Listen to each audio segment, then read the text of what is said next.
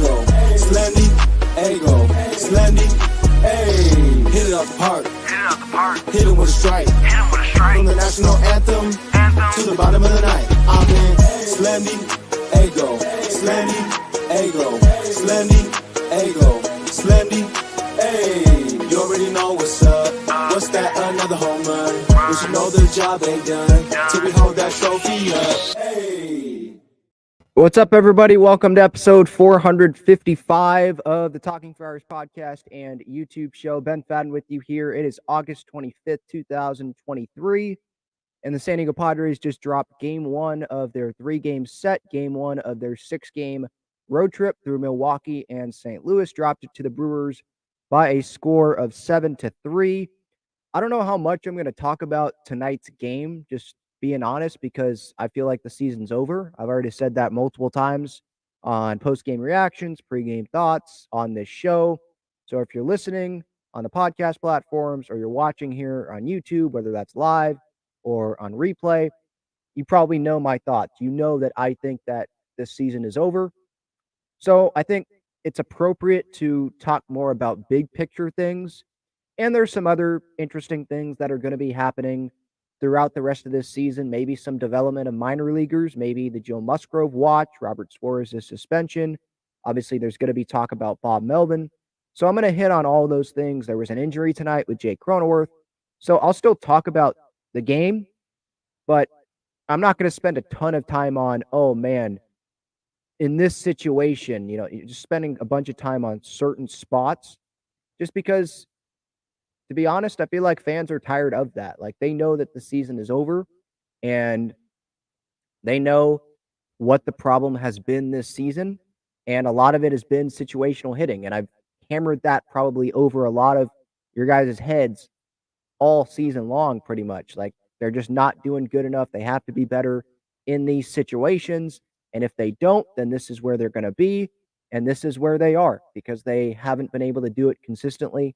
So you've heard it, right? You're probably tired of that. So I'm going to go to the live chat, obviously, and, go through the comments, the questions, and probably talk about some more things that are outside of what happened in tonight's game. Now, we can start off with what happened in tonight's game.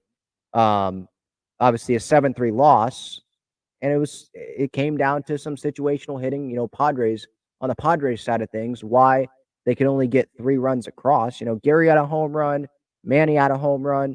That was great, but it's not like those were big, impactful home runs. Manny's was when they were down 5-0 already. Gary's home run happened in, I think, the 9th inning? The game was already over. The game was over after the 3rd inning, right? Maybe some Padres fans had some faith and they waited till like Rich Hill came into the game and they were like, okay, now it's done. But if you've been watching this team, even those that were optimistic at one point about this team, like I was, and tried to be optimistic, and I think I stayed optimistic about this team longer than most Padres fans did. Even people like me, they knew the game was going to be over. Like, it's pretty clear when this team gets down now, you just don't believe. And it's not like you're doing it because you hate the team. It's because you've just seen it time and time again. When they are down, they usually don't come back and win. Sure, there's some outliers, and obviously the Tatis home run, the big home run that he had, I don't want to say big because it wasn't really that big in terms of the season, but it was a big, memorable moment, I guess. The home run to center against the Orioles on that Friday night. And actually, they weren't down, right? They were just getting shut out. I don't think they were down in that spot. I think it was 0-0.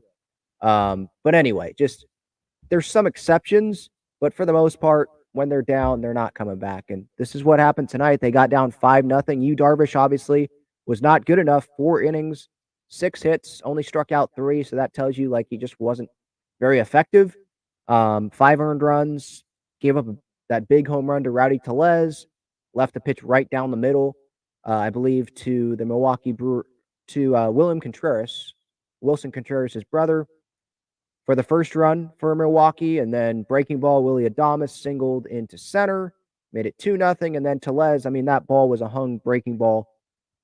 Perfect, right for Rowdy Tellez. You can't hang that pitch where that was and expect that Rowdy Tellez isn't going to take advantage of that, right? Because the Brewers are actually a good team this year, pretty solid baseball team, well over 500. They're like 14 games over 500, I think.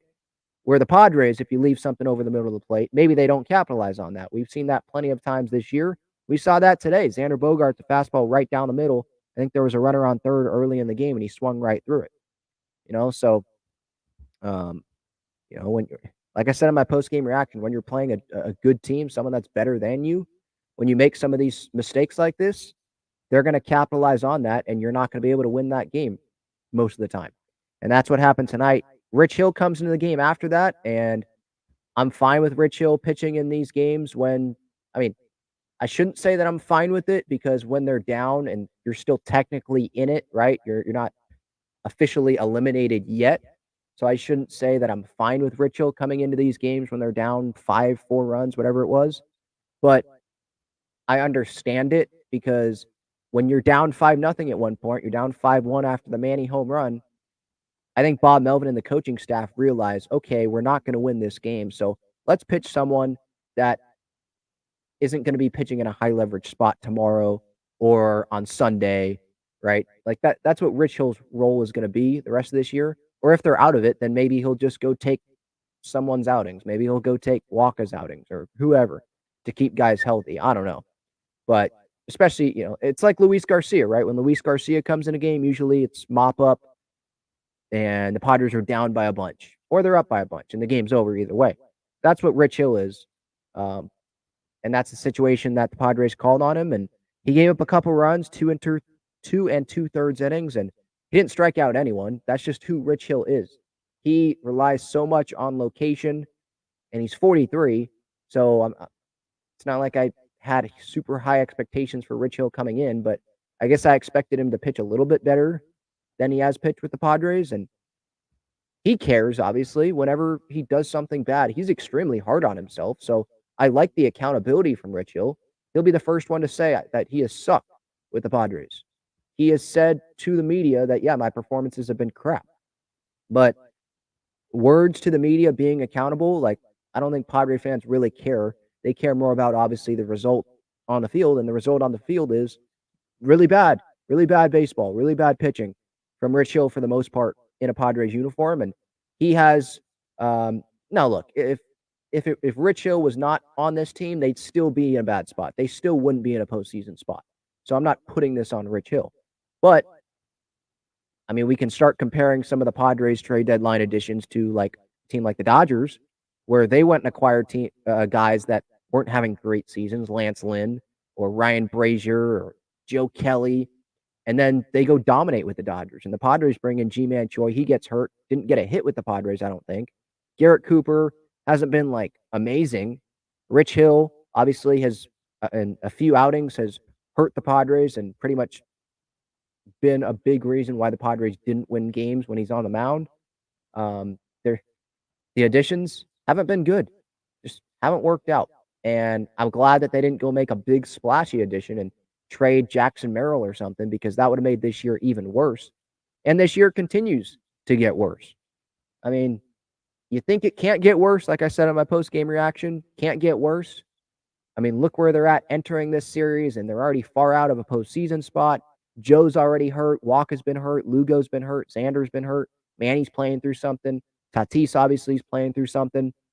Guys are hurt. And obviously not going to be a postseason team. This is bad. And then it gets even worse with Crony getting hit on the hand tonight, late in the game, when the game was already over. And I wouldn't be shocked if he's just out for the year. I don't think that's who Crony is. He would just be okay and not try to fight to be back in the lineup until they're literally eliminated, mathematically eliminated. But he's already had a bad year. He would say that. I think he would say that. And they're not going to go be a postseason team. So what's the point in having Jake Cronenworth play? Might as well have Garrett Cooper play. Might as well have Matt Carpenter go play first base every day. At this point, who cares? They're not going anywhere. Get Cronenworth healthy so he can have a good offseason, kind of like Joe Musgrove, right? Just get healthy for a strong offseason so you can be good to go going into spring training next season.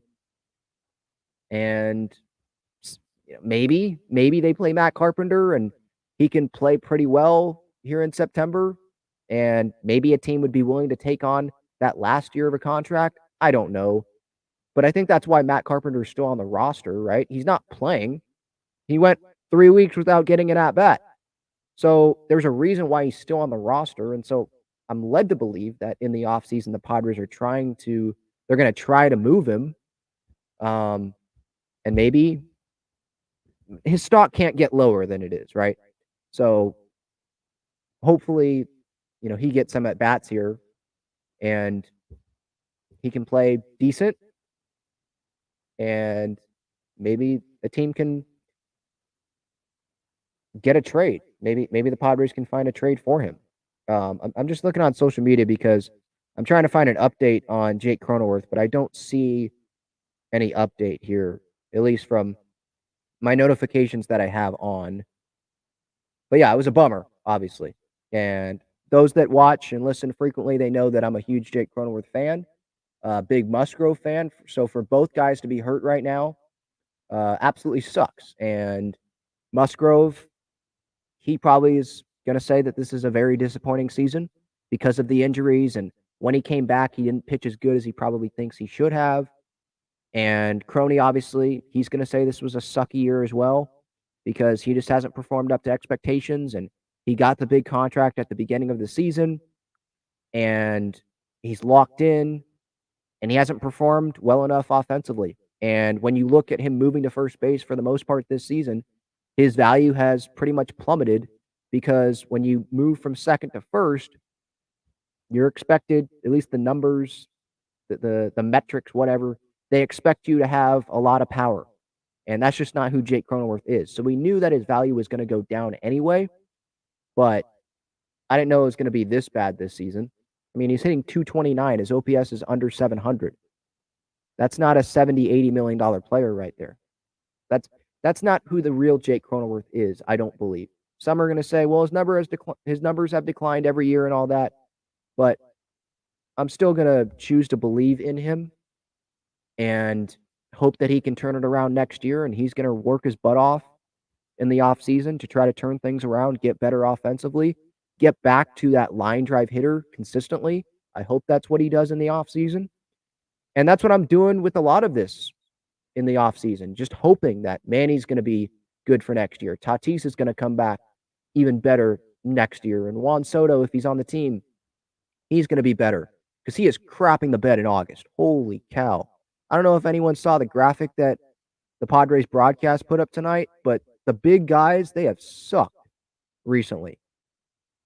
Tatis, he's hitting 213 in the month of August, a 645 OPS, 25 strikeouts, 2 home runs.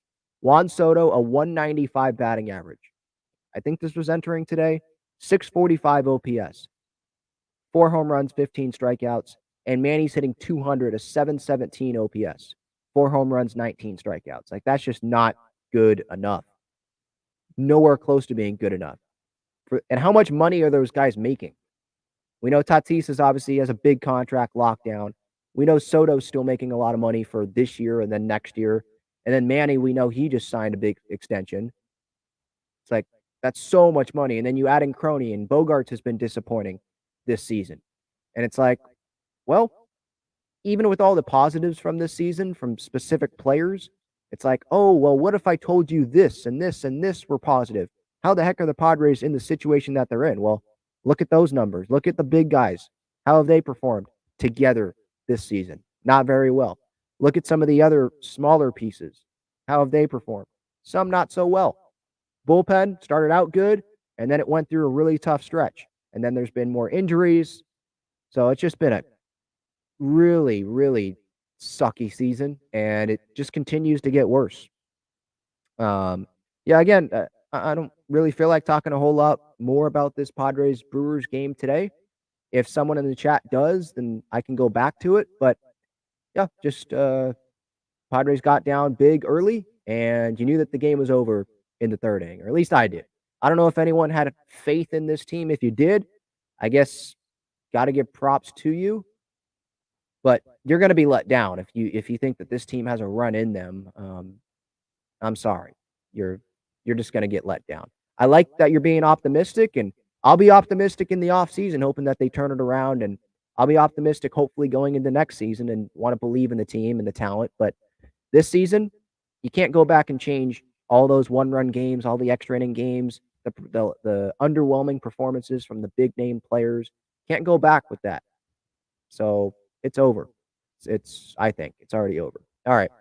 Before I get to Bob Melvin, and I can get to the chat in a little bit as well. I will get to the chat here in a little bit. By the way, if you want to make sure I get to your comment, your question, you can use that $sign. Click that $sign, the super chat button there, and it guarantees that I get to your comment, your question, supports the channel. So thank you so much for that. Reminder, you can use my code TalkingFriars, $20 off your SeatGeek order. Breaking Tea, click that link in the description. Great San Diego sports swag, Padres, Aztecs, wave. The San Diego team was able to win tonight, so at least that's a positive. And then Foco. I'm excited to be able to team up with them, new partner with the show. They've released some pretty cool bobbleheads and some bracelets and some other apparel, other collectibles. So you can click that link as well in the description for some great Foco stuff as well. I'm actually wearing one of the friendship bracelets. I don't know if you can see this. One of the friendship bracelets that Foco has. See the Padre logo there?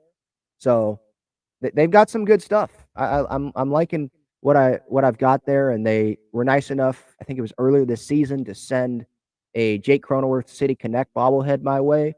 So they've been good. They've been a good brand, and I like the bobbleheads, some of the bobbleheads that they have, and some of the stuff that they have. They have straw hats as well. So if you want one of those, there's a Musgrove one. I think there's a Tatis one as well, and then there's other Padres ones. So they've got some good stuff, and it's not just Padres, but obviously it's a Padres show here, so I promote the Padres stuff. But there's I think there's NFL, NBA, all MLB teams. There's a bunch of stuff that they have on that website. But if you click that link in the description, it will take you to the Padres part of that. All right. I'll be back right after this to get to some of the chat. Check out Gaglione Bros' famous cheesesteaks and garlic fries on Friars Road. You can visit their website, gaglionebros.com, for their entire menu and enjoy their cheesesteaks and fries at Petco Park and Snapdragon Stadium as well.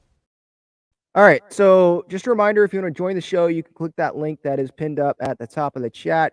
Let's go to the chat. John says 69 wins. Yeah, what are they at right now? 61? 61 and 68, 6.5 games back of a wild card. I believe did the Cubs lose tonight? I think they lost, but Padres lost as well, so it's not like it really matters. They have a better run differential, the Padres do, than Miami, than Cincinnati, than San Francisco, than Arizona, than Philadelphia, but it doesn't matter. Run differential doesn't win you games. They have a better run differential than the Brewers. Brewers are in a playoff spot as well, but run differential is not what wins you a bunch of games. It wins you some games, but it doesn't guarantee you a postseason spot. None of that. So run differential, I'm tired of just seeing that in the standings. I wish they just eliminated that so I don't have to see the run differential in the standings anymore. But yeah, there's a gap. Like I've said, you look at the wild card right now, you see Philly, Arizona, Chicago in the wild card spots, San Francisco, Cincinnati, a half game back, both of them, Miami, 2.5 games back. And then after that, there's a 4-game gap between Miami and the Padres. And the Washington Nationals, a team that is rebuilding, right? We just traded Abrams and Gore and, top prospects to them last year for Soto.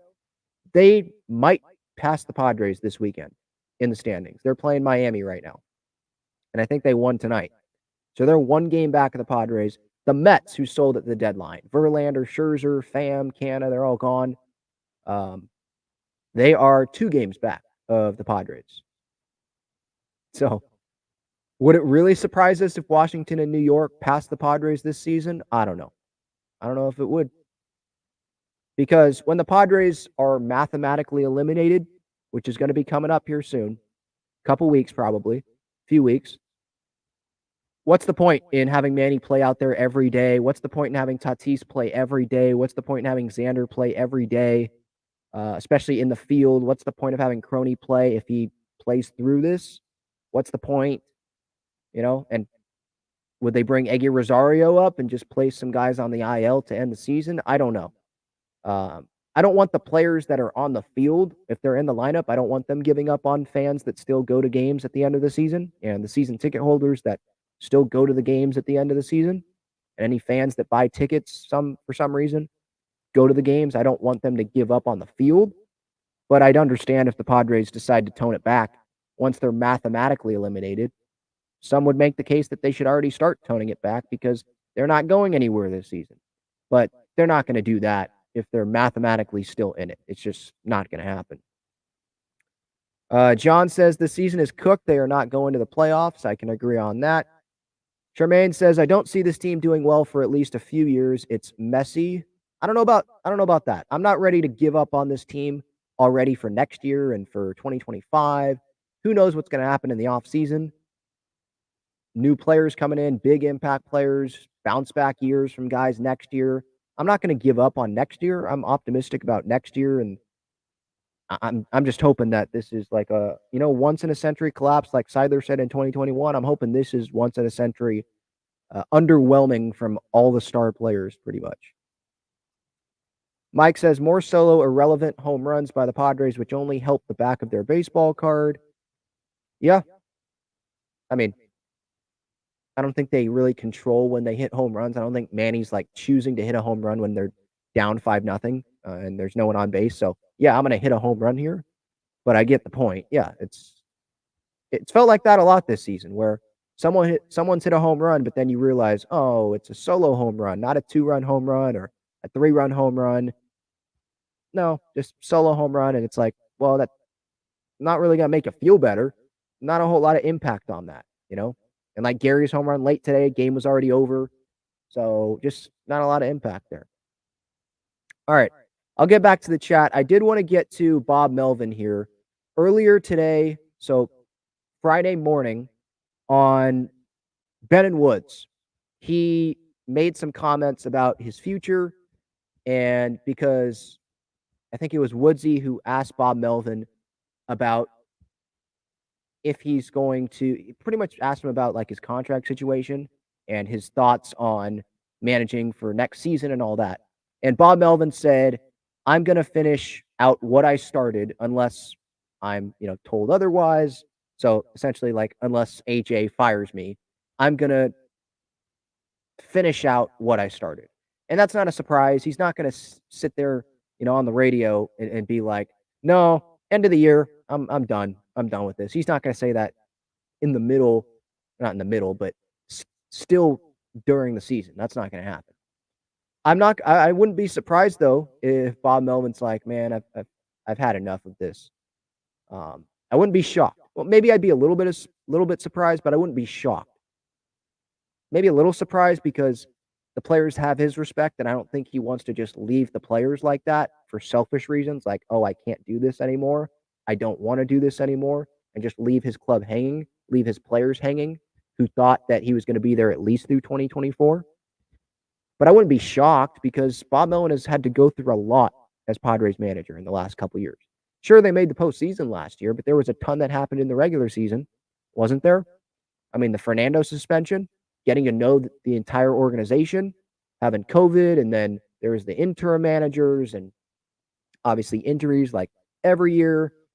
And then this year, obviously the huge expectations. You bring even more superstars in, obviously with Xander, and it's his first season managing with Tatis, and injuries and underperformance, and every single night, essentially, having to answer questions from Kevin Acee and Dennis Lin and AJ Caswell and Marty Caswell and Darnay Tripp and whoever else in the media asking, yeah, well, why couldn't they get the job done today? What's going to need to happen to turn this thing around? I mean, every night. So he has to be really tired of that. So I'm sure it's taken a toll on him. And he probably has some more gray hairs this season. After this season, it's probably already there. And so, and I don't know if I had one more year left and I'm a veteran manager, I've been in the big leagues for decades, would I want to manage a team that just missed the postseason? There's been reports that Melvin and AJ don't really see eye to eye. Do I want to manage that team with a GM that I don't see really completely eye to eye with for one more season when I don't have an extension? I don't know what my future is. It would really easy to fire me in the middle of the season if something's not going right because I only have this last season left on the contract. So I understand it if Bob Melvin would be like, nah, this year was it. It took a lot on me, and I got to focus on my family mentally. I just can't do this anymore. But at the same time, I would be a little bit surprised because it feels like Bob Melvin's someone that doesn't want to leave his players when he does have a contract. And again, he's not going to say, "Yeah, I'm done. I'm not going to finish what I started on the radio during the season." Now, there is obviously another part of this is I'm not going to finish, or I'm going to finish out what I started unless told otherwise. Well, the unless told otherwise part, I would not be surprised if that happened. AJ Preller saying, yeah, Bob Melvin, we're going to part ways with you. We're going to go in a different direction. Because AJ Preller, he probably wants to find a scapegoat somewhere. And Peter Seidler usually goes with whatever AJ Preller says. Whatever AJ thinks is right, usually Peter goes with that, right? Him and ownership allowed the Andy Green hiring. They allowed the Jace Tingler hiring. And it seemed like it was Preller's thought to bring in Bob Melvin. And obviously Seidler was going to allow that.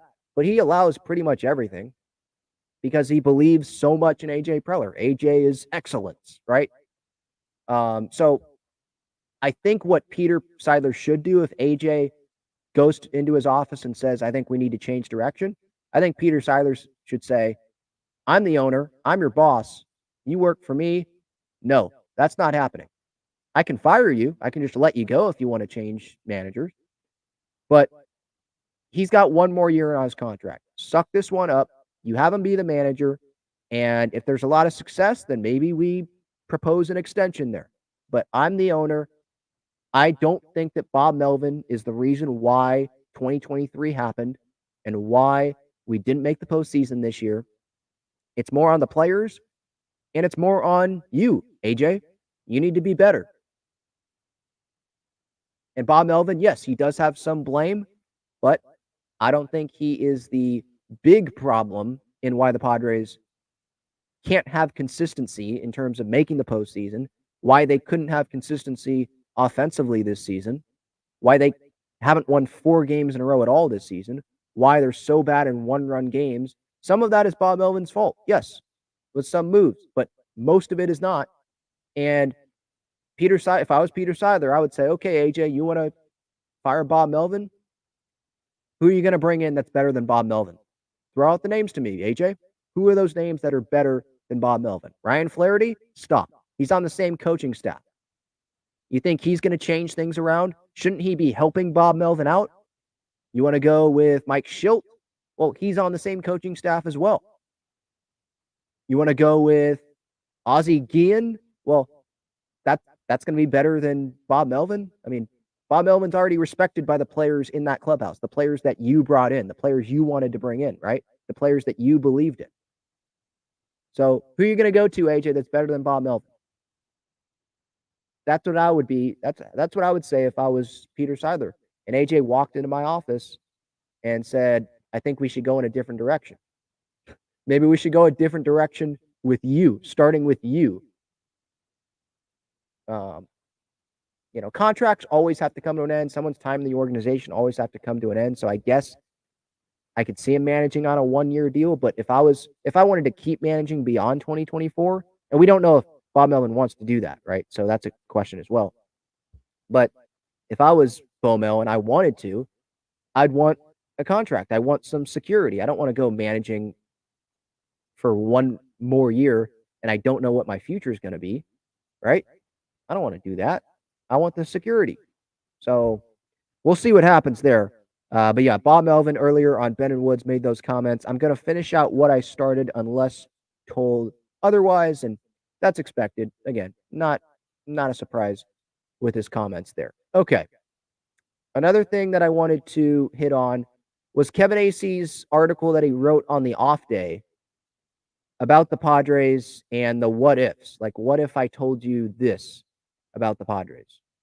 Because there were some things where it was like, holy cow, yeah, what if I told you this? The Padres probably wouldn't be in this spot, right? If we only knew, this is the title from Kevin, if we only knew how disappointing the Padres were really going to be. This was yesterday. And here, I'm going to read off some of these right here. What if you were told that Ha-Seong Kim would be batting .280 and on pace for 22 home runs and 35 stolen bases while maintaining his defensive excellence? Well, if you told me that at the beginning of the season, I think the Padres would be in a pretty darn good spot because Ha-Seong Kim is not part of that big four. And I was thinking the big four and Cronenworth were going to have some pretty good seasons.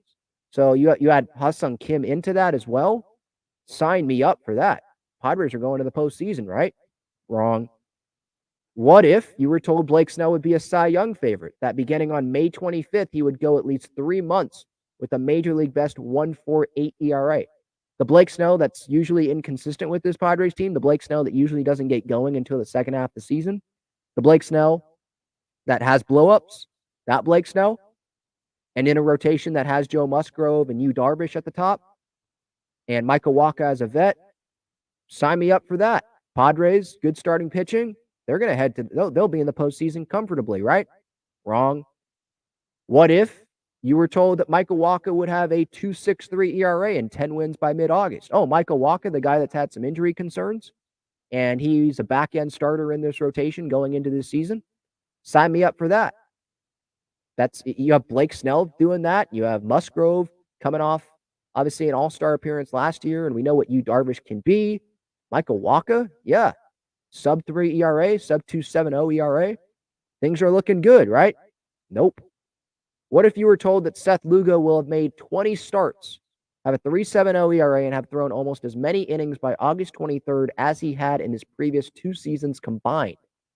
Oh, the Seth Lugo that we had question marks about, including myself, on if he was going to be able to last in the rotation. A sub-4 ERA, making starts, being healthy. I'll take that. Yeah, Padres, they're probably headed in a pretty good direction, right? Nope. What if you were told that with a week remaining in August, the Padres would lead the National League with 59 quality starts, and their starters' ERA would also lead the league, 3.72? Good rotation. I mean, that's usually going to set you up for success. With the offense, the improved offense we thought going into this season, sign me up for that. Yeah, Padres, they're making the postseason, right? Nope. What if you were told Tatis was going to be a Gold Glove right fielder and that even after missing the first 20 games of this season, after missing all of last season, was going to be on track for 25 home runs and 29 stolen bases? The Tatis that we didn't know if he was going to be healthy the entire year and probably had some question marks about him playing the outfield and how he'd perform and how he'd respond to the boos and all that. Really? He's going to perform that well? And you add that to Manny and Bogarts and Soto and this great rotation and Josh Hader in with a 0.81 ERA. What if you were told Hader had a 0.81 ERA? He'd probably be on his way to being a saves leader, right? Nope. It's just like there's been a bunch of things that have been good with this Padres team, positive, that we haven't spent a ton of time on because of everything else, because of the underwhelming performances from the star players, because of some of the injuries, because of the bullpen not being great the entire year, which we shouldn't have expected, but they got off to a really good start. Top 5 bullpen in baseball, and then things kind of fell off, right? And Josh Hader not being used as much as I think he should be this year because either him or the Padres, a combination of both, have said he's pitching the 9th inning in a closing situation, 1 inning. That's what he's doing. And so, yeah, 0.81 ERA, but is it in the sample size of some other great relievers in baseball? No, it's not, which is a little frustrating because it's like you got a nice car and you're not using it. Like, why? What are you doing there? So, yeah, a lot of great things, but if you've watched every day of this Padres season, you wouldn't be surprised where the Padres are at. But if I were to tell you, if Kevin Acee were to tell you, like he wrote in that article, all of those good things going into this season, I would have said Padres are contesting for the division. They're going to be right there with the Dodgers probably for the National League West, right? Nope. It's sad when you look at it that way. It's just like, oh, another gut punch right there. Really. Okay. Joe Musgrove update. He played catch at 70 feet. He'll throw again tomorrow. 2 days on, 1 day off. That's, I guess, the plan there with Musgrove. And, okay, I get that he's starting to throw and he's trying to be optimistic. The Padres, they're just in case, trying to get him ready. And we'll see how he does if he gets on a mound. And because they're hoping Musgrove, Padres, they're hoping that the Padres can be in it. And maybe Musgrove can make a couple starts at the end of September, help them win a couple games, get them right just barely into the postseason, right? And then you'll see what happens. But we know that they're not making the postseason. And Joe, he talked to the media before Friday's game after he threw. And again, this is just the start. This is like the start of 2-3 week process before he even thinks about getting on the mound, before the Padres even allow that. So I would say just shut him down. Like, what's the point? They're not going anywhere. You don't want to push that shoulder because then he could get surgery, or if he doesn't have surgery, it could be an even longer rehab and just mess it up again. Maybe he's not going to be ready for the start of 2024, and that would hurt next year's team. And Joe's an unselfish guy, right? He is a team player. But what's the unselfish thing to do? It's to not pitch the rest of the season. I know that sounds weird, but in the situation that the Padres are in, the unselfish thing to do, the team player thing to do is to look towards next year. Best interest of next year's team, because it's just not going to happen this year. And again, it sucks to say, but it's just not going to happen. So be the team player and just keep rehabbing, have a strong offseason, be ready for that, and then attack spring training, be ready to go. Hopefully no kettlebell drops when he's, lifting weights and all that. And he's not running on turf, 100-degree turf, barefoot and all that. Hopefully he can have a healthier season next year. But this season, just got to flush it and move on because you can't change what already happened. And Musgrove said here to Kevin Acee and the media, it dictates a lot based on where we're at in the process. There's no need for me to be rushing and pushing things back if we're out of this thing, which he's right about, obviously. But I have full confidence that we're going to be in it. So these first 2 weeks are going to be important, just laying down the foundation work and being able to open up from there. It's difficult knowing that there's a chance I might not touch a mound again this year, but every part of me mentally and physically is preparing to be able to get at least one more start in the regular season and then be strong for the playoffs. Well, sorry, Joe, but it seems like you're going to be watching the playoffs from your couch in San Diego. And you're not going to get back on a mound in September. At least if I were the Padres, I would not let him get back on a mound because there's no point. They haven't won 4 games in a row this season. They're bad in one-run games. And even if they could go on a run, there's a bunch of teams that are ahead of them in the wild card standings. There's a 4-game gap between them and the Marlins, and the Marlins aren't even in a postseason spot. There's so many things that have to go right that it's like impossible for them to have all those things go right. And then Joe be healthy and perform well if he comes back. And then win those games that Joe pitches. Because the offense could just not show up if Joe pitches. There's so many things. It's like it's not worth it to get back on the mound. It is just not worth it. So Joe, do the unselfish thing, the team player thing, and that's to look towards next year. That's just the situation that they're in. It sucks, but that's just the situation that we're in. Robert Suarez, update there. Suspended 10 games, but he has appealed. What chance does he have at winning this appeal? I understood it, like why he's appealing, because he's saying they didn't do anything wrong. It was just sunscreen, and maybe he's trying to kick this down the road so he can help the Padres maybe this weekend before the actual decision comes in. And he's suspended for 10 games. Let's say, because I think that's what it will end up be. He'll be suspended 10 games. I think that's what's going to happen. and he's just kicking it down. So maybe the Padres can go on a little bit of a run here. He can help the Padres take the suspension, and then they'll see where they're at. But again, the Padres, they're not going anywhere. And how is he going to win this appeal? Like, what evidence does he have? Because like it's a feel thing with the umpires. Unless he like didn't take a shower or like he preserved the sunscreen on his arm and Major League Baseball doesn't think that it's sticky enough. But the umpire there thought it was, and the other umpires that gathered around thought that it was sticky enough the other day. Clearly. And so, and then I don't really buy like, oh, you had sunscreen on. Well, why do you have sunscreen on? You have long sleeves on. You have your glove on because it was on his glove hand on the wrist area there. Why do you have so much sunscreen on there? You know? So it's just, and then he had no reaction. I know he doesn't really react much, but he had, come on, again, I'll go back to if I was on the mound and I was running in from the bullpen and the umpires kicked me out, I'm sorry. I'd be pissed off. If I knew I didn't do anything, I'd be flipping out. Probably like Max Scherzer. Maybe not to that degree. That was pretty big there that he took that an extra length there, but I would be pissed off. And Suarez just walked right off the mound. No one was pissed off there. So that leads me to believe that he knew what he was doing.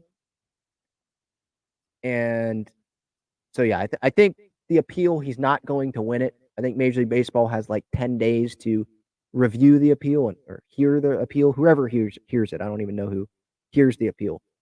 But they're going to side with the umpires, right? I think Suarez is the first guy to actually appeal it. And Scherzer was pissed off against the Dodgers when he got ejected, but he didn't appeal it because he knew that he wasn't going to win it. So might as well just take the suspension because you're just wasting time anyway. So just take the suspension. And the Mets were still fighting, obviously, because it was way earlier in the season then, right? So just take it and move on. And Suarez, it feels like he's more guilty than Scherzer is. Because, again, there was no reaction. And it felt like he knew what he was doing. I just don't see how he's going to win the appeal. Like, how? What argument? He's going to – so Major League Baseball or whoever is going to review this, they're going to ask him his thoughts, his argument, and he's going to say, well, I wasn't cheating. I didn't have anything on. Well, what proof is there for that? And then they're going to ask the umpires their thoughts, and the umpires are going to say, it was way too sticky. It was way stickier than every other pitcher that we have felt this season. It's all like a judgment thing. It's a feel thing, literally. So, like, again, how is Suarez going to win this appeal? I just don't see how he's going to win this. So, yeah, those are just some other thoughts there. Again, beyond today's Padres Brewers game. Melvin, Suarez, Musgrove. Let's get to the chat here. We'll see. Is there any super chats in here? I don't see any. If you want to make sure I get to your comment or your question, you can use that super chat button. I appreciate anyone who does that, supports the channel.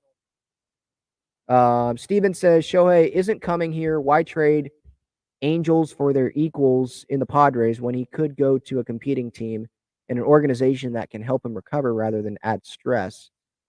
Yeah, I think there's actually a little bit better of a shot that he goes back to the Angels because of this rehab process. Let's say he has surgery and he's hitting still, by the way, DHing. I don't understand why he is because the Angels aren't going anywhere. Like they even have a smaller shot to make the postseason than the Padres do. And the Padres have like a less than 10% shot, I think, according to Fangraphs, to make the postseason. So it's over. Trout's back on the IL after just being activated. Like, why is he continuing to play? I don't get it. But yeah, like if he has surgery, maybe he's comfortable with the trainers and people in the Angels organization. So he would sign like a 2-year deal, 3-year deal, and they'd get a couple years out of Shohei after the surgery. And let's say he sits out 2024 and they get a couple years out of him. And so he returns to the Angels and then builds up his value back. But yeah, he wants to win, and the Padres, they haven't shown a consistent track record of winning. With the Dodgers, they have. And Shohei lives there in that area already during the season. So, yeah, I think the Dodgers, there's a better shot at him going to the Dodgers than the Padres. And maybe Preller, if he's still here and he's speaking the Japanese and all that, because there's the DH as well, because the Padres were a finalist for Ohtani, so maybe he can sway him there and have Ohtani come to the Padres, but it's a huge risk. I mean, I'd be ecstatic if they landed Ohtani, don't get me wrong, but I do realize that it would be a huge risk. And is Ohtani going to put the Padres over the line? Is he going to be what puts them at the top of the mountain and wins them that World Series? I don't know. I mean, I think it's more about the collective effort than bringing in one player. And Ohtani, he's the best player I've ever seen. But again, it's one player. This isn't the NBA. You could spend that money on a lot of different areas of the team and make yourself a better team. You could bring back Snell. You can bring back other guys and improve other areas of the roster. And you'll still have a lot of superstar talent on the team anyway next season. So the Padres are going to have to weigh that. And then obviously the big question is, even if the Padres want to go all in and try to get him, obviously the question, it's not really about money. He's going to get money from anyone. The question is, where does he want to go? What does he want? Does he want to be with the Padres? And we obviously don't know about that.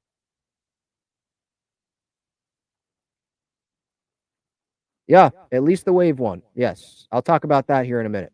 Yeah. At least one San Diego team won tonight. It was a big win. We'll get to that. Irie says there's a lot of good mid-free agents coming. Can't wait till the offseason. Cody Bellinger, CJ Crone, Charlie Blackmon, Aaron Nola, Herman Marquez, list goes on. Isn't Marquez hurt, though? So I don't think that's like a great addition. Charlie Blackmon, no thanks. Aaron Nola, I'd be interested in, obviously. But would he want to be with the Padres when his brother is in El Paso?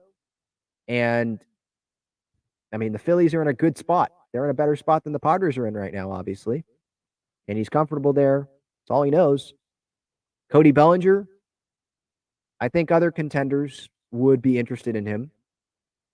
Maybe the Dodgers would show interest again. And the Cubs, I mean, the Cubs are in a better spot, at least this season, than the Padres are in. They're in a playoff spot right now. Not what the Padres can say about themselves. So, like, I think players can see the Padres as appealing, but obviously they'd be more appealing if they made the postseason this year and went on a run and showed back-to-back years that they can do it. And instead, that's not going to happen. Instead, it's going to be, well, you're going to have to sell these players on the talent, the big star talent that you have, and why didn't it work, and why is it going to work when they're with the Padres?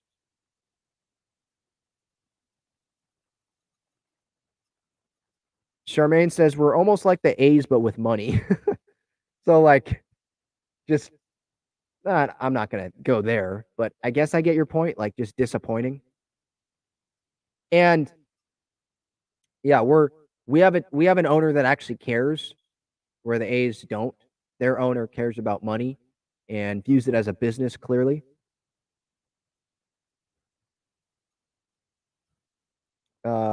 The GOAT says next year the Padres will be better. It's kind of hard to be worse than what they are this year, right? So I don't think that's a super high bar. We need them to be much better than they were this year. And I wouldn't blame fans for not having World Series expectations going into next season because of what they saw this year. I want the expectations to be high going into next season, no doubt. But World Series, I mean, they just missed the postseason, is what it's going to look like. That's what it looks like is going to happen this season. So to have World Series expectations like most of the fan base had going into this season, that was understandable going into this season because they made it to the NLCS, right? And they're getting Tatis and Bogarts and other improvements. Like, they're just going to get better. And the Dodgers got worse, and we were all taking that into account, right? But when you miss the postseason, it's kind of hard to be like, no, World Series or bust for the next year. I think it's make the postseason and then win a couple postseason series. But then if you get to the NLCS, it's like, well, it's disappointing that they didn't get to the World Series. So maybe fans will have the World Series expectations. I don't know. It's definitely been disappointing for sure. Devin says, I'd be surprised if Bomel would be willing to manage a dysfunctional team like the Padres. Well, he's already doing it, and I don't know if he wants to let down the players. Like, he probably promised, yeah, I'm going to be here through my contract at least. So he probably wants to honor that. And he probably believes, because he sees things that we don't and the work that's put in behind the scenes and all that. He might not like AJ Preller, but he probably likes Manny and Bogarts and Tatis, and he probably believes in those guys and doesn't want to leave those guys without at least seeing it through however long, the Padres want him to be there, I think.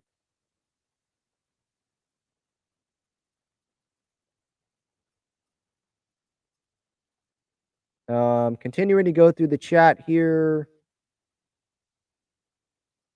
Devin says we'll probably see yet another hitting coach after this season. So ridiculous. Well, if Ryan Flaherty ends up being the manager, he is the hitting offensive coordinator, whatever the heck they're calling it.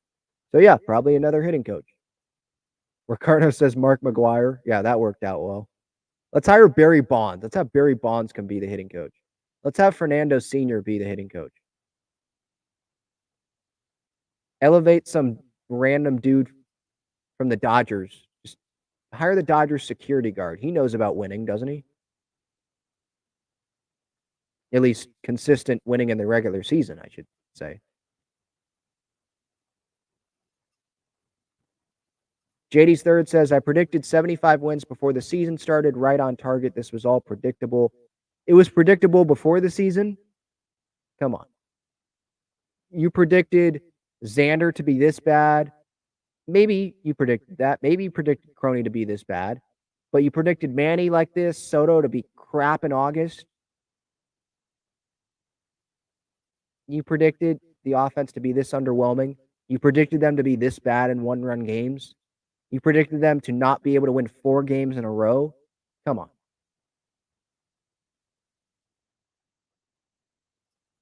And I'd be sad if you predicted that, I'd be really sad that I was right on that.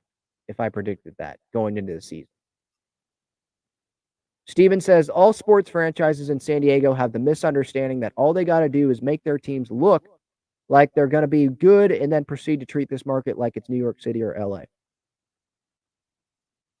What do you mean? So Peter Seidler, he trusts AJ Preller, and before these guys got to the Padres, weren't these guys good players? Xander Bogaerts hit over 300 last year. Maybe didn't like the length and the money, but he was still a good player, one of the best shortstops in baseball. Manny Machado, before this season, he should have won the MVP last year. Juan Soto, one of the best hitters in baseball, right, with the Nationals. Before they got here, really good players. So I don't think they're really just making it look like they're going to be good and treat the market like LA, New York. Look, the fans show up. Like if you try to win, look how many times the Padres have sold out games this season. They're breaking records, attendance records, even with the team sucking right now in terms, relative to our expectations going into the season, right? And the fans have continued to show up. Over 30,000 a night, over 40,000 for the most part, most games this season. So it's not like Peter Seidler's spending, LA type money, knowing that Padres fans aren't going to show up and the Padres fans don't show up and all that. No, they have done their part. They have shown up. So I don't really get that comment, Steven. You can clarify if you want to. I don't really understand that. JD's third says injuries are no excuse. Look at the Dodgers. No rotation all season. Lost their shortstop. Good organizations overcome injuries and succeed despite them. It's called depth.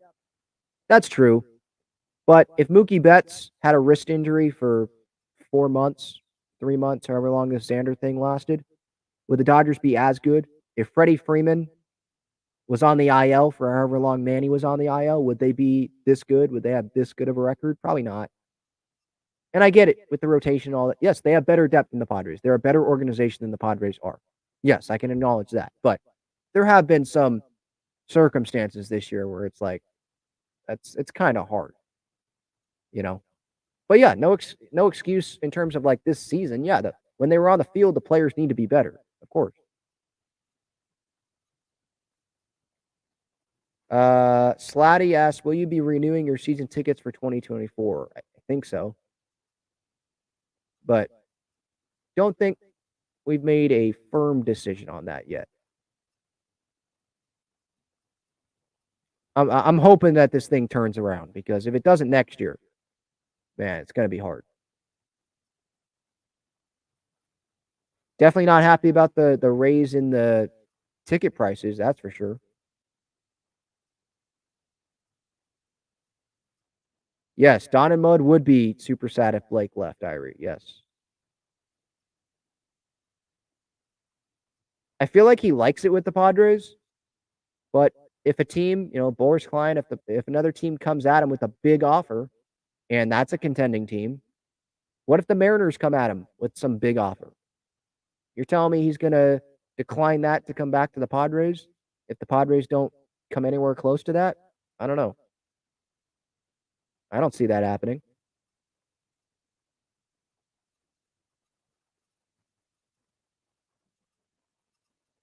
Continuing to go through the chat here.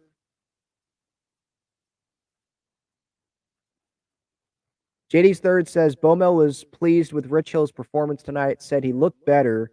Did anyone see Hill blow snot out of his nose with his hand as he left the mound? I didn't see that. I saw him pissed off as he left the mound, and I don't really care about him blowing snot out of his nose with his hand or whatever. Who cares? Said he looked better. Okay, maybe, but that's probably because he didn't pitch as long. So we didn't see the flaws as much, right? There wasn't enough time to see the flaws. Steven says, Ben, what's wrong with owners being responsible in business and financially? Seidler is not paying out of his own personal pocket. He is charging more than any Padres season has ever cost. Yes, he is raising prices, and he obviously had to approve those. But that is what comes with the higher payroll. But it's just frustrating that they're doing it when it's not like the team's backing it up, right? It'd be one thing if they were backing it up and be, in a postseason spot. But they're nowhere close to that, right? And season ticket prices have continued to rise year over year, continued. And so season ticket holders are tired of it. Not speaking for all of us, but I don't think any season ticket holders like, yeah, I want my season ticket prices raised when this team's not going to be a postseason team. And yeah, I want my team president, Eric Grupner, or my CEO, whatever his position is, emailing us season ticket holders and saying, well, there's a ton of people waiting in line. So if you don't, essentially saying like, if you don't renew, it's okay. No problem at all. We'll just have someone else come take your seat, take your money, or, give us money. Not really. I don't think that they've valued their season ticket members as much as they should. With the money being spent, maybe that's just me. Slatty asked, what was the date the last time we were over 500? That was, I believe, May 10th.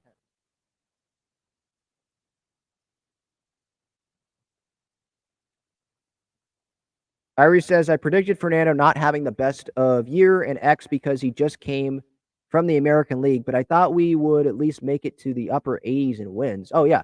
I had this team winning at least 90 games, I think, because I had Jim Russell on the show preseason, and we made predictions. So at the end of the season, I think I saved it somewhere. So I'll go back and look at those predictions, and I'm pretty sure I had them winning at least 90 games.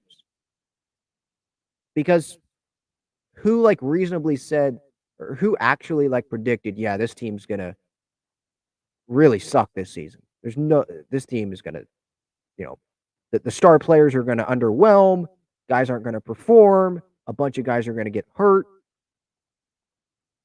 People actually predicted that? No, you didn't actually predict that.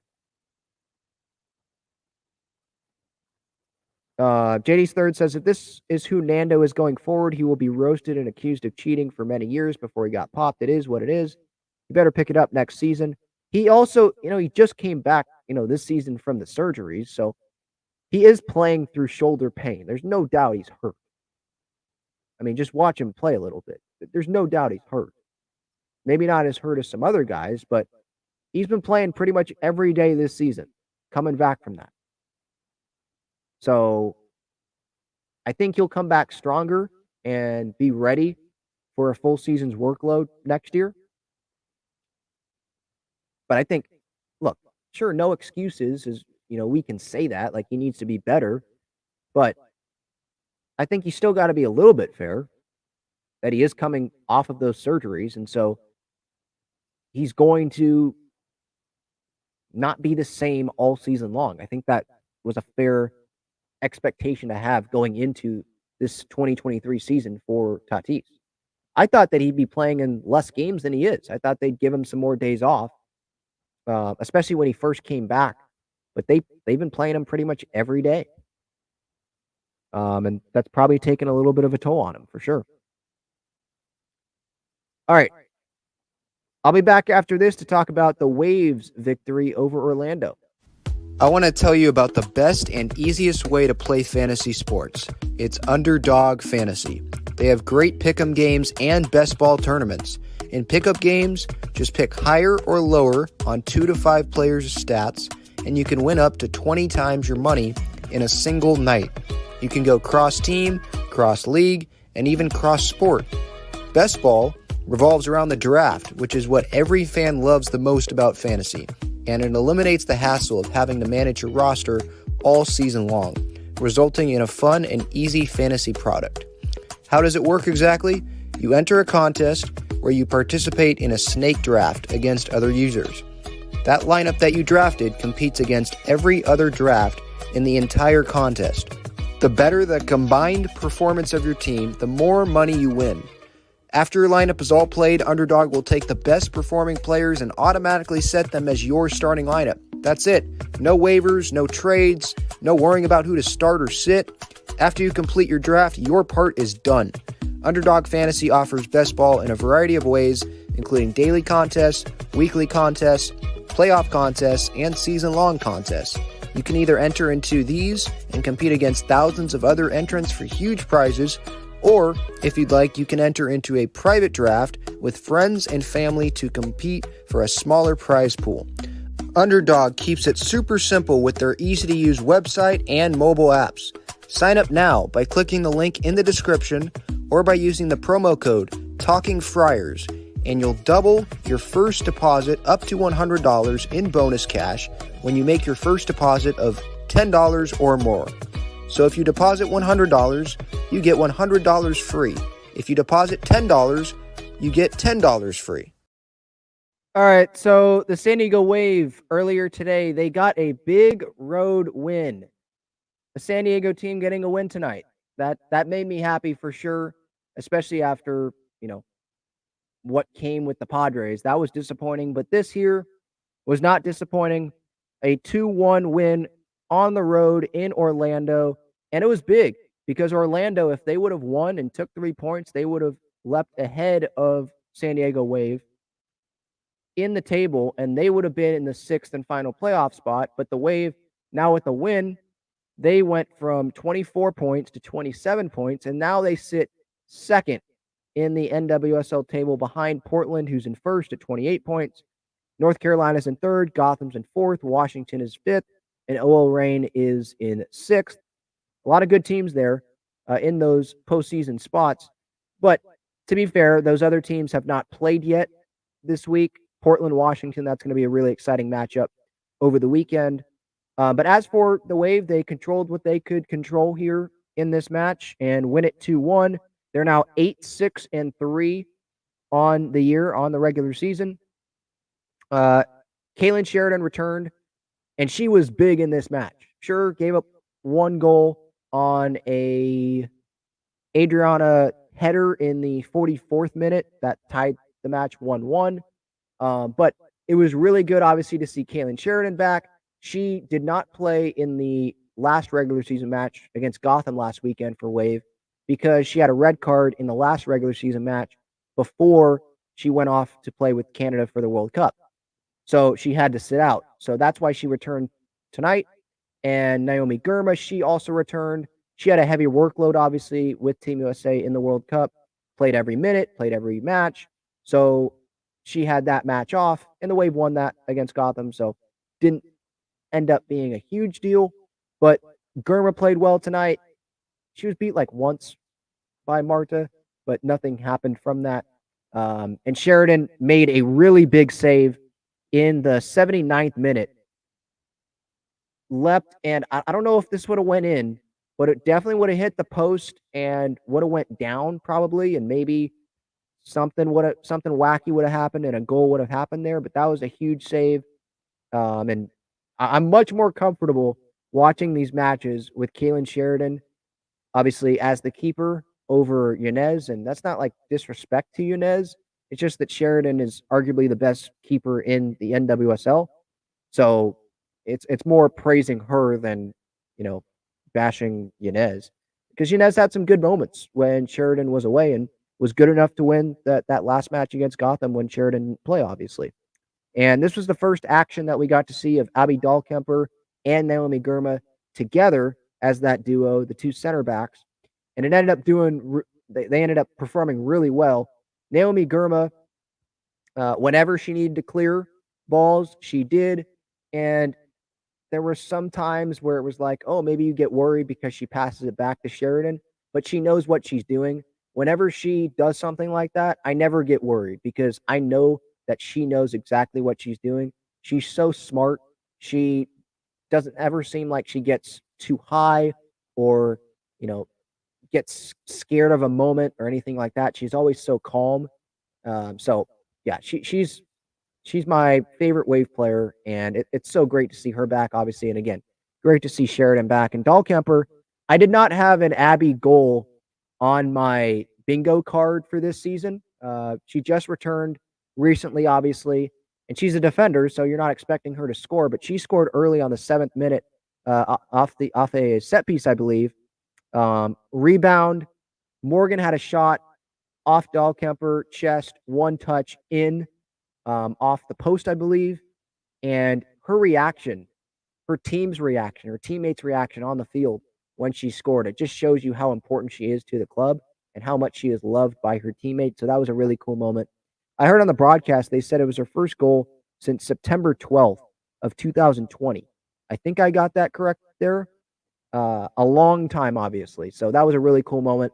And then the San Diego kid herself, Carusa, she comes through with a header, ended up being the go-ahead goal. I think it was Doniak who had the corner and left her open, left Carusa open, found a way for the header in the 75th minute, gave the Wave that 2-1 lead.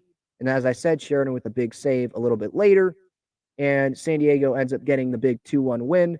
The one goal that they did allow, they left Adriana kind of uncovered because all the attention was on, I think it was Marta, who was obviously dribbling, and then she had a shot. Maybe some thought it was a shot in, but just left one uncovered. And it was a well-executed play, obviously, a good pass on Marta's part. Now, Doherty Howard, you could say that she should have not allowed that to even happen, because I thought she had a little bit of a chance too.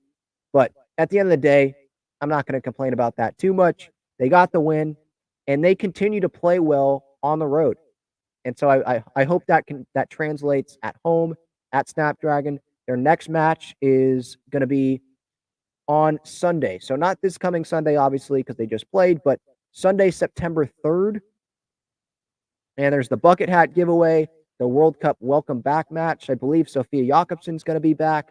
Emily Van Egmon's going to be back. And obviously Morgan, Girma, Sheridan, they are already back. So hopefully the Wave will be able to get a win there against the Houston Dash.